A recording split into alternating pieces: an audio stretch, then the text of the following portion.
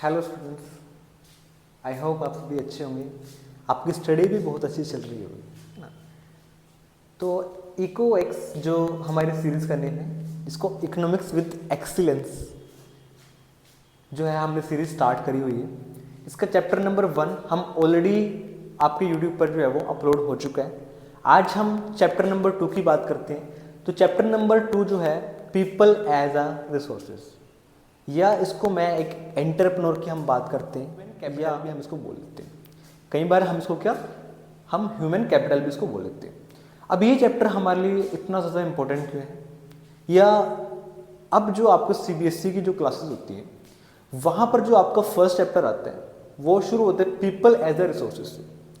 लेकिन अगर आप 9th की एनसीईआरटी को ओपन करोगे, अगर आप ओल्ड एनसीईआरटी की अगर आप ओपन करोगे तो वहाँ पर जो फर्स्ट चैप्टर था, ठीक है, जो हमने कल स्टडी करा, the story of village Palampur, ठीक है, वहाँ से शुरू होते हैं। तो उस चैप्टर को, जब वो चैप्टर आपके सिलेबस में नहीं रहा तो उस चैप्टर को पढ़ने का राज क्या था, क्योंकि आज का जो चैप्टर है पीपल एज अ रिसोर्सेज वो कहीं ना कहीं हमारे चैप्टर 1 से एसोसिएटेड है। वो कैसे? क्योंकि चैप्टर 1 के अंदर हमने क्या पढ़ा था, हमने फैक्टर्स ऑफ प्रोडक्शन पढ़ा था, लैंड, लेबर, कैपिटल और एंटरप्रेन्योर के बारे में हमने उसमें स्टडी करा था। तो आज का जो हमारा चैप्टर है जो कि पीपल एज अ रिसोर्स, यानी कि एंटरप्रेन्योर। एंटरप्रेन्योर का मतलब क्या होता है कि ऐसा पर्सन जिसको उस किसी पर्टिकुलर बिजनेस की बहुत ज़्यादा अच्छी खासी नॉलेज हो।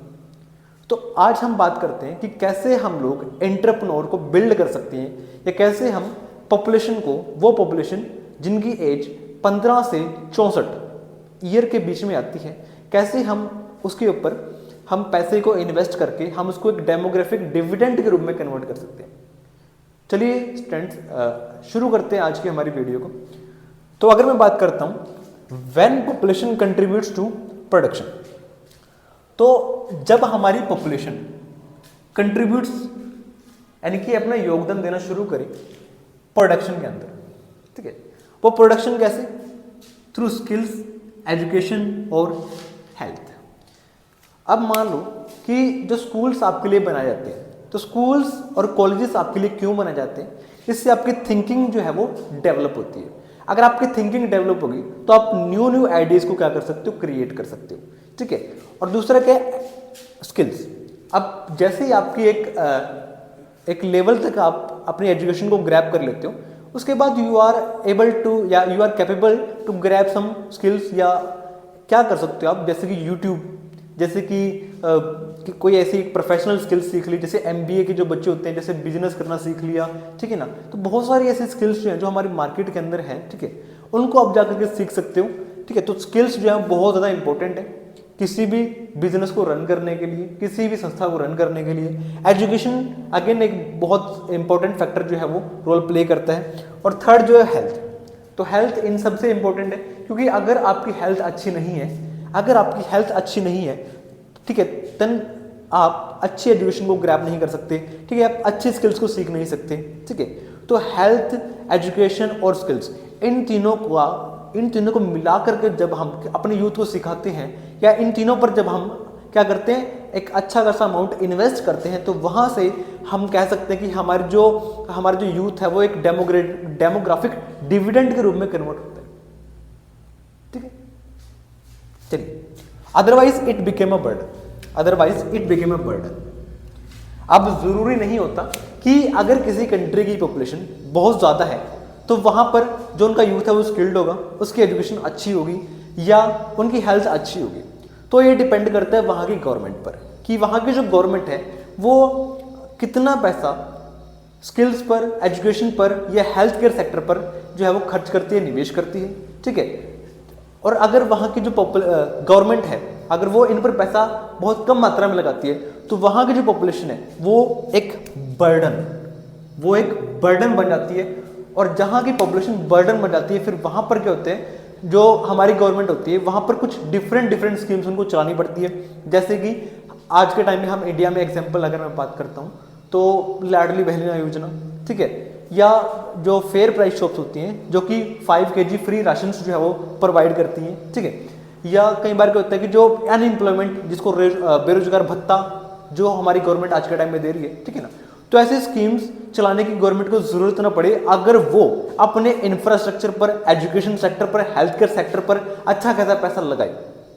ठीक है, अब the idea to treat people not just a number but also productive resources, क्योंकि स्टूडेंट्स हमें नहीं पता कि कौन बच्चा कल को जाकर के क्या बनेगा, कौन सा बच्चा कल को जाके आईएएस बनता है, कौन सा बच्चा आईपीएस बनता है, या कौन सा बच्चा कुछ नया क्रिएट कर सकता है, कोई नए नए बिजनेस आइडियाज को क्रिएट कर सकते हैं। ठीक है, तो इसलिए हमने बोला है, इसलिए जो लाइन क्या बोल रही है कि जो पीपल होते हैं किसी भी कंट्री के, उनको हमने एक नंबर की तरह ट्रीट नहीं करना, उनको एक नंबर की तरह ट्रीट नहीं करना, बल्कि उनको एक प्रोडक्टिव रिसोर्सेज के रूप में हमें देखना होगा।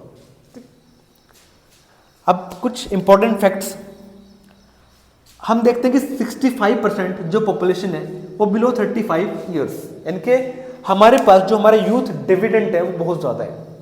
65% पॉपुलेशन जो कि हमारा यूथ है। ठीक है, लेकिन अगर उस यूथ को एक सही डायरेक्शन नहीं दी गई तो यही यूथ हमारे लिए एक अभिशाप भी बन सकते हैं। अगर हम इन यूथ को proper skills, proper education, proper health care facilities provide नहीं करेंगे तो यही यूथ क्या होगा, हमारे लिए एक बर्डन क्रिएट कर देगा। ठीक है, और जिससे हमारी जो कंट्री है वो ग्रो ही नहीं कर सकती। अगर हमने बहुत जल्दी अपनी कंट्री को एक डेवलप्ड कंट्री बनाना है तो हमें अपने यूथ के ऊपर, अपने डेमोग्राफिक डिविडेंड के ऊपर हमें बहुत ज्यादा जोर देने की जरूरत है। Demographic dividend, again demographic dividend उस पॉपुलेशन को बोलते हैं जो वर्किंग एज के अंदर होती है। ठीक है ना, यानी कि उस एज की मैं बात करता हूं जिसमें जो पीपल्स होते हैं, चाहे वो मैन हो चाहे वुमेन हो, उसके अंदर एक अच्छा खासा जोश होता है। ठीक है ना, वो काफी डिफरेंट तरह से सोच सकता है और काफी अच्छे काम भी वो कर सकता है। ठीक है, तो उसको हम डेमोग्राफिक डिविडेंड बोलते हैं। चलिए स्टूडेंट्स, अभी जो हमने पढ़ा, ठीक है, उस पर किस टाइप से क्वेश्चन आ सकते हैं अब हम उनको डिस्कस करते हैं। तो ये जो क्वेश्चन मैं आपको बताऊंगा, इस क्वेश्चन का आंसर आपने मेरे को इंस्टाग्राम पर सेंड करना है और मेरे इंस्टाग्राम हैंडल है ऑफिशियल मिस्टर हर्ष 09, ऑफिशियल मिस्टर हर्ष 09। ठीक है, इस क्वेश्चन का आंसर आपने मेरे को इंस्टाग्राम पर सेंड करना है। ठीक है, चलिए देखते हैं। Define people as a resource. ठीक है, तो मैं आपको हिंट दे देता हूँ, आपने इसका आंसर को कैसे लिखना है। तो जो पीपल है वो एज अ रिसोर्स, तो कैसे हम पीपल को एज अ रिसोर्स के रूप में यूज कर सकते हैं। तो अभी मैं आपको बता के हटा हूँ कि हम क्या कर सकते हैं। हम इसके स्किल्स पर फोकस करेंगे, एजुकेशन पर फोकस करेंगे, स्किल्स, एजुकेशन और थर्ड वन जो है हेल्थ। ठीक है, तो इन 3 फैक्टर पे आपने इसके आंसर को लिखना है, स्किल्स, एजुकेशन और हेल्थ। आगे नेक्स्ट, यहां से AR type, assertion reason type question कैसा बन सकता है, चलिए देखते हैं। असर्शन है a literate and healthy population. मैं बात करता हूं literate and healthy population is an asset. Assertion कह रहा है कि जो लिटरेट, जो पढ़े लिखे होते हैं और जो हेल्दी, जिनकी हेल्थ अच्छी होती है, अगर उस पॉपुलेशन की बात करता हूं, क्या वो हमारे लिए असेट है? तो बिल्कुल सही बात कर रहे हैं, बिल्कुल होते हैं। यानी कि जो पढ़ा लिखा होता है, ठीक है, और जिसकी हेल्थ अच्छी होती है, वो एक एसेट की तरह हमारे लिए यूज होता है। ठीक है, रीजन क्या इसका? Because it increase the productivity and contribution to development. तो अगेन रीजन भी ट्रू है, क्योंकि इसने बोला कि बिकॉज इट इंक्रीज, ये बढ़ाता है प्रोडक्टिविटी को। ठीक है, अगर वो हेल्थी होगा तो प्रोडक्टिविटी को इंक्रीज करेगा और ये कंट्रीब्यूट करता है टू डेवलपमेंट। तो एग्जैक्टली बिल्कुल कंट्रीब्यूट करेगा। जो पढ़े लिखे लोग होते हैं और जो जिनकी हेल्थ अच्छी होती है, ठीक है ना, वो प्रोडक्टिविटी भी उनकी बढ़ती है। ठीक है ना, वो प्रोडक्टिविटी को भी बढ़ाते हैं और साथ में वो कंट्रीब्यूट भी करते हैं डेवलपमेंट के अंदर। ठीक है, तो कैन आई से दैट कि असर्शन भी ट्रू और उसका रीजन भी ट्रू, असर्शन भी ट्रू और रीजन भी ट्रू। और जो है ये रीजन जो है असर्शन को जस्टिफाई करता है, यानी कि जो रीजन है वो असर्शन का क्या है, एक एग्जांपल है। ठीक है जी, अब इस पर बेसिक एक केस स्टडी, यस स्टूडेंट्स, इस पर बेस केस स्टडी भी हम करेंगे। ठीक है, और यहां से आपको समझ आएगा कि इस कंसेप्ट पर किस टाइप की केस स्टडी पूछी जा सकती है। तो यहां पर मैंने केस स्टडी ली है इंडिया एंड जापान। तो ध्यान रखो, मैंने 2 कंट्रीज को मैं क्या कर रहा हूं, कंपेयर कर रहा हूं। एक मैं अपनी कंट्री इंडिया की बात कर रहा हूं, दूसरी मैं जापान की बात कर रहा हूं। इंडिया और Japan both have limited natural resources. We already know about it कि इंडिया के पास जो नेचुरल रिसोर्सेज है, ठीक है ना, उनके बहुत ज़्यादा भंडार नहीं है। ठीक वैसे ही जापान के पास भी बहुत लिमिटेड मात्रा में नेचुरल रिसोर्सेज हैं। तो अगर आपको नेचुरल रिसोर्सेज के बारे में नहीं पता तो नेचुरल रिसोर्सेज वो रिसोर्सेज होते हैं जो प्रकृति से, जो बाय नेचर हमें मिलते हैं। ठीक है, but Japan invested in people, लेकिन जापान ने इन्वेस्ट करा पीपल्स पर, ठीक है ना, पीपल्स की एजुकेशन और स्किल्स पर। अब जापान जो है वो इन्वेस्ट कर रहा है, किस पर इन्वेस्ट कर रहा है? पीपल की एजुकेशन और as well as their skills. And today it is an advanced economy. और अगर हम देखते हैं कि जो जापान है वो हमसे ज्यादा एक एडवांस्ड इकोनॉमी बन चुका है। ठीक है, व्हाट डज दिस शो? तो ये हमें क्या बताता है? ठीक है, तो काफी अच्छी केस स्टडी है ना। हम दो कंट्रीज को हम यहाँ पे कंपेयर कर रहे हैं। ठीक है, जापान की बात कर लूँ, मैं इंडिया की बात कर लूँ, दोनों ही कंट्रीज के पास जो नेचुरल रिसोर्सेज थे वो काफ़ी लिमिटेड मात्रा में थे। ठीक है, लेकिन जापान ने क्या करा? जापान ने पैसे को इन्वेस्ट करा। ठीक है ना, वहाँ के जो पीपल थे उनके एजुकेशन पर, उनके स्किल्स पर। दैट्स वाई जो जापान है वो एक एडवांस्ड इकोनॉमी है। तो ये हमें क्या बताता है देखते हैं। तो अगर मैं बात करता हूँ नेचुरल रिसोर्सेज को can not ensure the progress. अब इंडिया के पास भी तो नेचुरल रिसोर्सेज है, भले ही लिमिटेड मात्रा में हो, लेकिन जापान के पास भी तो लिमिटेड मात्रा में थे ना। लेकिन यहां से हमें एक चीज समझ आती है, वो कहती है कि भले ही हमारे पास नेचुरल रिसोर्सेज हों, लेकिन उन नेचुरल रिसोर्सेज को हमने कैसे यूज करना है, उसके लिए हमें क्या चाहिए? हमें स्किल्स चाहिए, हमें नॉलेज चाहिए। ठीक है ना, तो वो कैसे आएगी? वो तब आएगी जब हम एंटरप्रेन्योर्स बिल्ड करेंगे, जब हम लोगों को एक डेमोग्राफिक डिविडेंड के रूप में कन्वर्ट करेंगे। ठीक है, यानी कि उनके ऊपर हम काम करेंगे, हम एजुकेशन सेक्टर पर, स्किल सेक्टर पर और हेल्थ केयर सेक्टर में इन्वेस्ट करेंगे। ठीक है, तो जापान ने वही तो करा। और यही तो हमें समझ आता है कि resources alone are not sufficient to grow our nation. Investment in people, हमें क्या करना होगा? हमें पीपल्स पर, लोगों पर हमें इन्वेस्ट करना होगा। ठीक है, उनको एक स्किल्ड लेबर के रूप में कन्वर्ट करना होगा, इससे बाद में वो हमें अच्छे खासे रिटर्न्स जनरेट करके दे सकते हैं। और जापान ने ये चीज प्रूव भी करी है। जापान ने प्रूव करी है कि उसने क्या करा? उसने एजुकेशन पर पैसा खर्च करा। ठीक है ना, और वहां से उनकी जो मेंटल हेल्थ थी वो स्ट्रांग हुई, जिस वजह से जो स्कार्सिटीज थी उन्होंने उन स्कार्सिटीज को अपॉर्चुनिटीज के अंदर कन्वर्ट कर दिया। जापान के अंदर बहुत सारे भूकंप भी आते थे, लेकिन देखो उन्होंने किस तरह से इस स्कार्सिटी को अपॉर्चुनिटीज के अंदर कन्वर्ट करा, कैसे वो एक आज एक डेवलप्ड इकोनॉमी है। ठीक है, तो काफी अच्छी केस स्टडी थी। ठीक है, तो जैसे जैसे हम कंसेप्ट को स्टडी करते जाएंगे, इसके साथ साथ वहां पर कैसा अजर्सन रीजन टाइप क्वेश्चन बन सकता है, कैसा एक नॉर्मल क्वेश्चन बन सकता है, या किस टाइप की केस स्टडी वहां से बन सकती है, तो हम सबको डिस्कस करने वाले हैं। चलिए स्टूडेंट्स, नेक्स्ट हम बात करते हैं ह्यूमन कैपिटल की। ह्यूमन कैपिटल, वही बात है एंटरप्रेन्योर, कि एंटरप्रेन्योर एग्जैक्ट में बनता क्या है। अगर मैं बात करता हूँ एंटरप्रेन्योर की डेफिनेशन की, तो ये इकोनॉमिक वैल्यू होती है ऑफ अ पर्सन, है ना, पर्सन की स्किल्स या उसकी नॉलेज या उसकी हेल्थ, है ना। अब कोई जो पर्सन है अगर वो हेल्दी है, जैसे कि अगर मैं बात करता हूँ स्पोर्ट्स फील्ड की, चाहे वो एक क्रिकेटर है, चाहे वो एक फुटबॉल प्लेयर है, ठीक है ना, चाहे वो एक हॉकी प्लेयर है, ठीक है ना, या वो ओलंपिक में जाता है, वहाँ से कुश्ती लड़ता है, या जो भी ओलंपिक के अंदर गेम्स हैं, ठीक है ना, चाहे वो निशानेबाजी करता है, ठीक है, तो वो उसकी हेल्थ पर डिपेंड करती है। तो हेल्थ इंपॉर्टेंट क्यों है? ओलंपिक के अंदर गोल्ड मेडल लेके आना, सिल्वर मेडल लेके आना, ठीक है, उससे कंट्री का नाम जो होता है वो ऊंचा होता है ऑल ओवर द वर्ल्ड, ठीक है। या अगर मैं बात करता हूँ नॉलेज की, तो अगर किसी पर्सन के पास अच्छी खासी नॉलेज है, यहाँ पर मैं बात करूंगा symbol of knowledge doctor B R Ambedkar की, ठीक है, तो डॉक्टर बी आर अम्बेडकर से अच्छा एग्जाम्पल नहीं हो सकता नॉलेज के मामले में, तो ठीक है। अगर किसी भी पर्सन के पास अच्छी खासी नॉलेज है तो वो क्या कर सकते हैं, वो कंट्रीब्यूट कर सकते हैं, अदर जो सोसाइटी होती है सोसाइटी को शिक्षित कर सकते हैं, ठीक है, उनकी जो स्किल्स होती है उनको इम्प्रूव कर सकते हैं, उनके टीचिंग स्टाइल्स को इम्प्रूव कर सकते हैं, एक एजुकेशन से जुड़कर एक बिजनेस कर सकते हैं, एक स्कूल ओपन कर सकते हैं, एक कॉलेज ओपन कर सकते हैं, एक यूनिवर्सिटी ओपन कर सकते हैं, ठीक है, तो और वो क्या कर सकते हैं, लोगों को सर्व कर सकते हैं।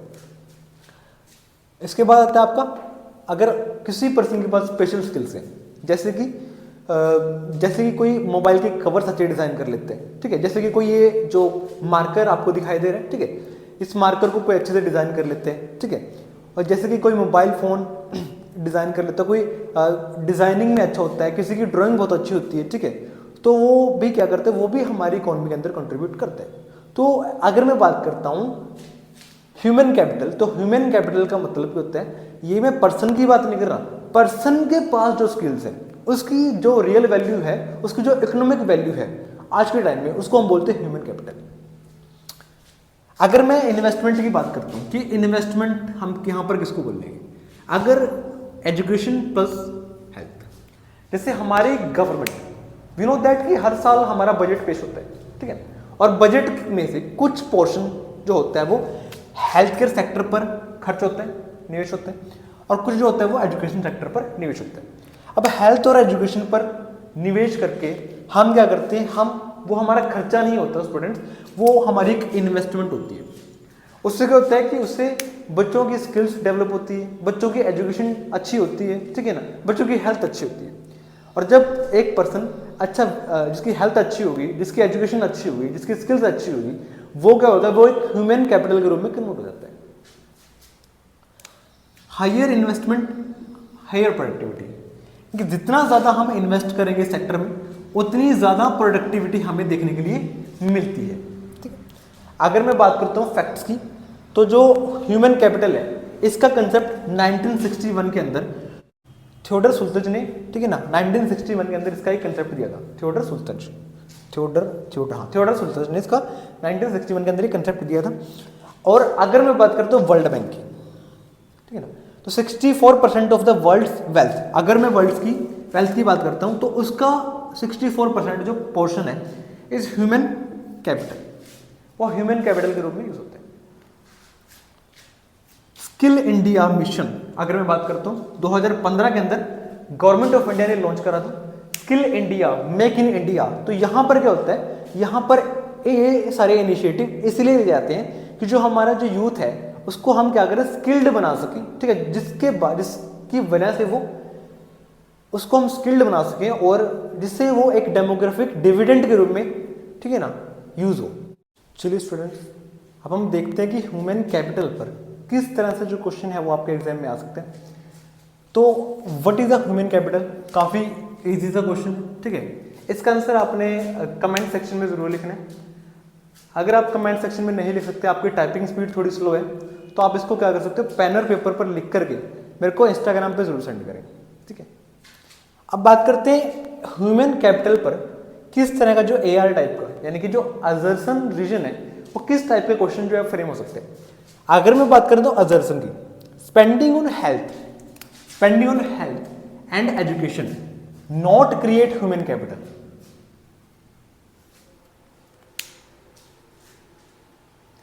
कहते हैं कि spending on health and education not create human capital. सही है? बिल्कुल सही नहीं है, गलत है। क्योंकि अगर आप हेल्थ पर और एजुकेशन पर स्पेंड करोगे तो वहां से क्या होगा, ह्यूमन कैपिटल की फॉर्मेशन होगी, यानी कि ये चीज जो है वो डेवलप होगी, बनेगी। लेकिन यहां पर क्या आ गया, नोट आ गया।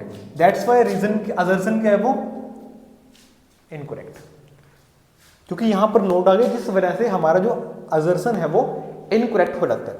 अब हम रीजन की बात कर लेते हैं। Because it reduce productivity in the long run. Long run, लंबे समय में, यानी कि अगर मैं बात करता हूं 5 साल 10 साल के बाद कि ये प्रोडक्टिविटी को रिड्यूस करेगा, ऐसा पॉसिबल था? नहीं, ऐसा बिल्कुल पॉसिबल नहीं था। तो रिड्यूस यहां पर क्या हो गया, गलत हो गया। वो क्या करेगा, उसको इंक्रीज करेगा, उसको बढ़ाएगा, ना कि इसको रिड्यूस करेगा। So that's why we can say that reason is also incorrect. Okay, इसके बाद हम डिस्कस करते हैं कि ह्यूमन कैपिटल पर पेज किस टाइप से केस स्टडी आ सकती है। तो चलिए मैं केस स्टडी की बात करता हूँ। तो यहाँ पर जो हमारी केस स्टडी है वो है Ravi parents spend on his engineering degree. तो रवि के जो पेरेंट्स हैं, जो माता पिता हैं, वो उसके इंजीनियरिंग की डिग्री पर क्या करते हैं, निवेश करते हैं, इन्वेस्टमेंट करते हैं। Ravi got a high paying job. After that Ravi जो एक हाई पेइंग जॉब में उसको मिल जाती है एंड सपोर्ट हिज फैमिली, और जब उसको हाई पेइंग जॉब मिलेगी तो अपनी फैमिली को सपोर्ट करना शुरू कर देता है। How does this shows human capital formation? तो ये केस स्टडी हमें कैसे बताती है कि यहाँ से ह्यूमन कैपिटल जो है वो उसकी फॉर्मेशन हुई है, ठीक है। तो चलिए बात करते हैं। अब जो क्या है, education was invested in Ravi. अगर हम बात करते हैं तो रवि के ऊपर हमने इन्वेस्टमेंट करी थी उसकी एजुकेशन पे। Education was invested in Ravi, तो रवि की एजुकेशन पर इन्वेस्टमेंट करी गई थी। इससे क्या हुआ, रवि को काफ़ी ज़्यादा स्किल्स सीखने के लिए मिली, उसने काफ़ी ज़्यादा स्किल्ड हो चुका था। आफ्टर दैट जब उसकी स्किल्स इंप्रूव होएंगी तो उसकी जो प्रोडक्टिविटी है वो भी कहीं ना कहीं इंक्रीज हो जाती है। आफ्टर दैट अगर उसकी प्रोडक्टिविटी अच्छी है, उसकी स्किल्स अच्छी हैं, तो उसको एक हाई पेइंग जॉब, यानी कि उसकी इनकम जो रहेगी वो हायर रहेगी, और जब उसकी इनकम हाई रहेगी तो उसका स्टैंडर्ड ऑफ लिविंग भी क्या हो जाएगा, वो भी इंप्रूव होएगा, स्टैंडर्ड ऑफ लिविंग, ठीक है। और इसलिए हम इसको कह सकते हैं कि ये क्या है, एक ह्यूमन कैपिटल फॉर्मेशन है। तो वापस से मैं फिर से एक बार आपको एक्सप्लेन करता हूँ कि जैसे जैसे हम रवि के एजुकेशन पर क्या करते हैं, इन्वेस्टमेंट करते हैं, तो इन्वेस्टमेंट करने से क्या होता है, ठीक है, इन्वेस्टमेंट करने से होता है उसकी जो स्किल्स है वो कहीं ना कहीं लगातार वो इंक्रीज होती रहती है, और जब उसकी स्किल्स इंक्रीज होंगी तो उसकी जो प्रोडक्टिविटी है वो भी लगातार क्या होती है, इंक्रीज होती है। और जब उसकी स्किल्स अच्छी हैं, उसकी प्रोडक्टिविटी अच्छी है, तो इससे उसको क्या मिलता है, एक हाई पेइंग जॉब उसको मिल जाती है। और जब उसके पास एक हाई पेइंग जॉब होती है तो उसकी वजह से उसका जो रहन सहन है, उसका जो स्टैंडर्ड ऑफ लिविंग है, कहीं ना कहीं वो भी कहीं ना कहीं वो भी जो है वो इम्प्रूव हो जाता है। और जब उसका लिविंग ऑफ स्टैंडर्ड इम्प्रूव हो जाता है, जब उसका लिविंग ऑफ स्टैंडर्ड इम्प्रूव हो जाता है, तो मैं कह सकता हूँ कि ये क्या एक ह्यूमन कैपिटल फॉर्मेशन का एक एग्जाम्पल है। सो आज के लिए इतना ही। अब ये जो चैप्टर है आपका ये पार्ट्स में अपलोड होएगा, क्योंकि क्वेश्चंस की वजह से जो वीडियो की लेंथ है वो काफ़ी ज़्यादा लंबी हो जाती है, ठीक है। तो इसलिए मैं इसको 2 से 3 पार्ट के अंदर ही कवर करूँगा। अगर आप कोई सजेशन देना चाहते हो तो कमेंट सेक्शन में सजेशन जरूर बताएं, और अगर आप चाहते हो किसी तरह की इंप्रूवमेंट की जो हम अपनी वीडियो में कर सकते हैं तो उसके बारे में भी जरूर बताएं। अगर आपको हमारी वीडियो अच्छे लगे तो चैनल को सब्सक्राइब करें और लाइक बटन को जरूर प्रेस करें।